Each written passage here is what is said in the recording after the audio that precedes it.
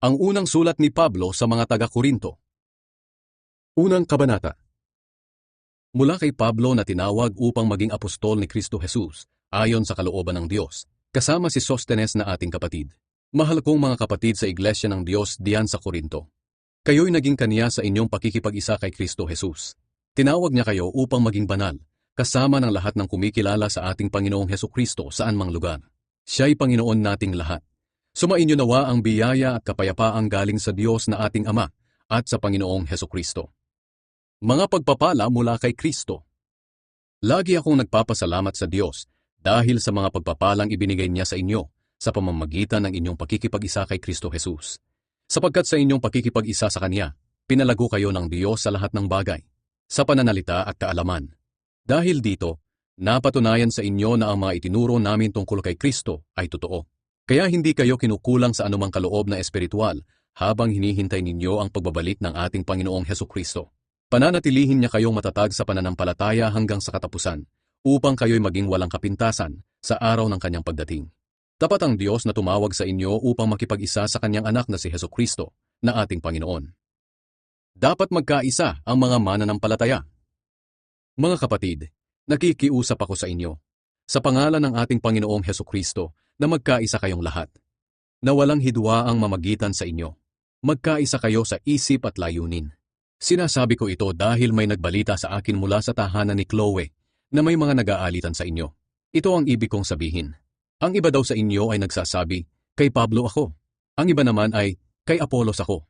May iba ring nagsasabi, kay Pedro ako. At ang iba naman ay, kay Kristo ako. Bakit? Nahahati ba si Kristo?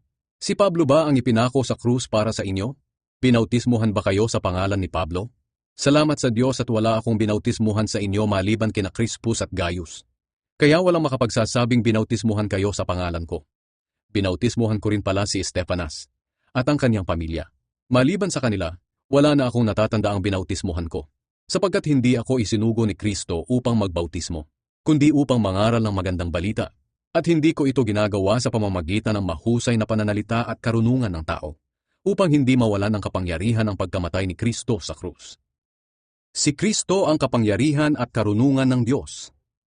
Ang mensahe ng pagkamatay ni Kristo sa krus ay kamangmangan para sa mga napapahamak. Ngunit sa mga naliligtas, ito'y kapangyarihan ng Diyos. Sapagkat sinasabi ng kasulatan, sisirain ko ang karunungan ng marurunong, at ipapawalang saysay ko ang katalinuhan ng matatalino. Ano ngayon ang kabuluhan ng marurunong, ng mga tagapagturo ng kautusan, at ng mahuhusay sa debate sa panahong ito? Hindi ba't ipinakita ng Diyos na ang karunungan ng mundo ay kamangmangan? Sapagkat sa karunungan ng Diyos, hindi niya pinahintulot na makilala siya ng tao sa pamamagitan ng karunungan ng mundong ito. Mas minabuti ng Diyos na iligtas ang mga tao sa pamamagitan ng kanilang pananampalataya sa ipinangangaral na magandang balita, na ayon sa iba ay kamangmangan lamang. Ang mga Hudyo ay ayaw maniwala hanggat walang nakikitang himala, at ang mga Griego naman ay humahanap ng sinasabi nilang karunungan. Ngunit kami naman ay ipinapangaral ang Kristo na ipinako sa krus, bagay na hindi matanggap ng mga Hudyo, at isang kamangmangan para sa mga hindi Hudyo. Ngunit para sa mga tinawag ng Diyos, Hudyo man o hindi, si Kristo ang siyang kapangyarihan at karunungan ng Diyos. Sapagkat ang inaakala ng tao na kamangmangan ng Diyos ay higit pa sa karunungan ng tao, at ang inaakala nilang kahinaan ng Diyos ay higit pa sa kalakasan ng tao. Mga kapatid, isipin ninyo kung ano ang inyong kalagayan nang tawagin kayo ng Diyos.